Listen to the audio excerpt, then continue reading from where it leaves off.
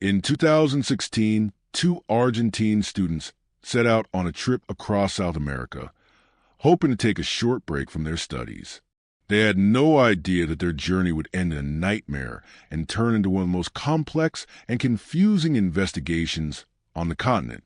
Maria José Coney and Marina Menegazzo were two young women from the city of Mendoza, Argentina. In 2016, they were 22 and 21 years old, respectively. Maria José studied economics at the National University of Cuyo, while Marina studied speech therapy at the University of Aconcagua. Both young women volunteered for an organization that helped people living on the streets. Friends and acquaintances described them as cheerful, kind, and very close to their families. On January 10th, 2016, Maria José Marina and two other friends began their journey. They had several days off from school and decided to go backpacking through South America, specifically Ecuador and Peru. Their social media showed that everything was going well. They shared landscapes, places they visited, and appeared happy and excited. On February 13th, 2016, after a little more than a month of traveling together, the group split up. Maria José and Marina stayed in Ecuador for a few more days, while the other two friends returned to Mendoza. This decision had been planned since the day they left Argentina. Maria José and Marina still had some time before the start classes and wanted to explore more places in Ecuador. While their friends returned home, Maria José and Marina decided to stay at the beach in the town of Montanita, a place they had already visited earlier in their trip. They were drawn back by its paradise-like beaches and party atmosphere. Montanita attracts many travelers from all over the world, especially backpackers like them. To save money, the girls sold fruit salads and hamburgers on the beach. This allowed them to pay for a hostel, which cost $10 per night. During those days, they continued posting photos on social media. They looked happy, relaxed, and carefree, swimming, enjoying the beach, and exploring the area. Their stay in Montanita was supposed to end on February 22nd. They had a flight from Lima to Chile scheduled for February 25th.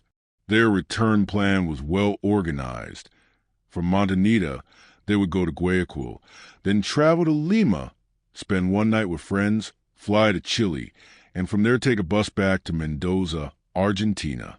Early in the morning on February 22nd, Maria José and Marina spoke with their families, packed their belongings, and later that day told their parents that they would hitchhike from Montanita to Guayaquil. They explained that $70 had been stolen from them at the hostel, and they wanted to save money. Their families offered to send them money, but the girls refused and asked them not to worry. They also warned that they would likely be out of contact for several days, making communication difficult. After the afternoon of February 22nd, all contact was lost. The flight to Chile was scheduled for early February 25th, and the girls were expected to be back home by February 26th. They never arrived. On February 27th, the families began to panic. Marina's sister was the first to raise the alarm on social media, posting a photo of the two girls with a message. My sister and her friend disappeared on Monday, the 22nd, in Montanita, Ecuador.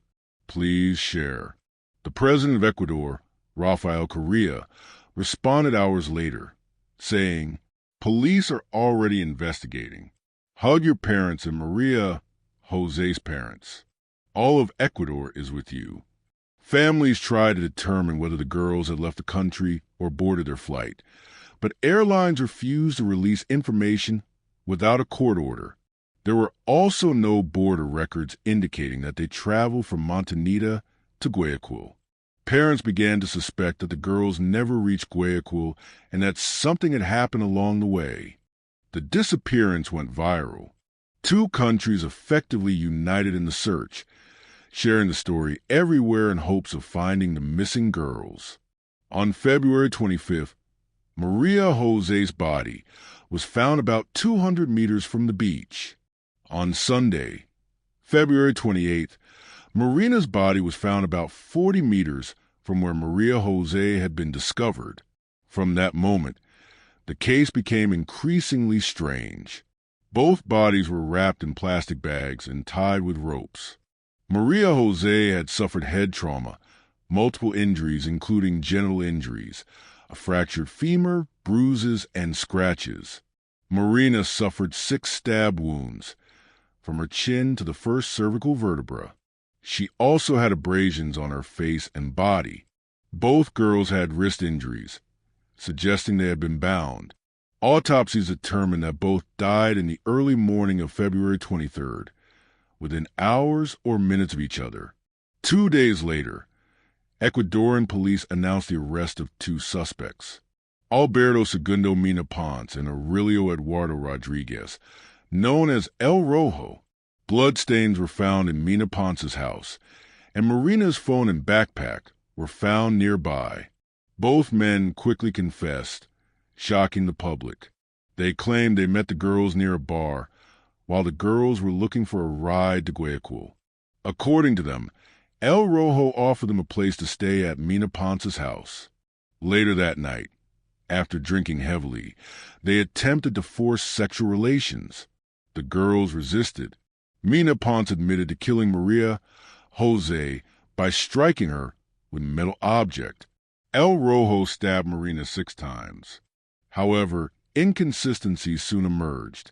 A second autopsy changed Marina's date of death to February 25th, meaning she may have been alive for 2 days after Maria José died.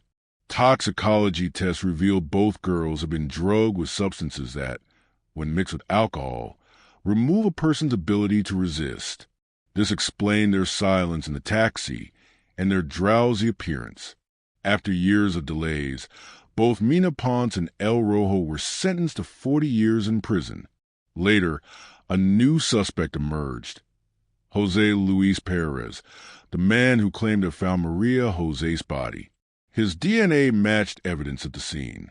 In November 2019, José Luis Perez was also sentenced to 40 years in prison. The case is considered only partially solved. Unidentified DNA remains, and many questions are still unanswered. What really happened that night? What happened to Marina during the 2 days she was alive after Maria José's death? Were there more people involved? The families continue to fight for justice.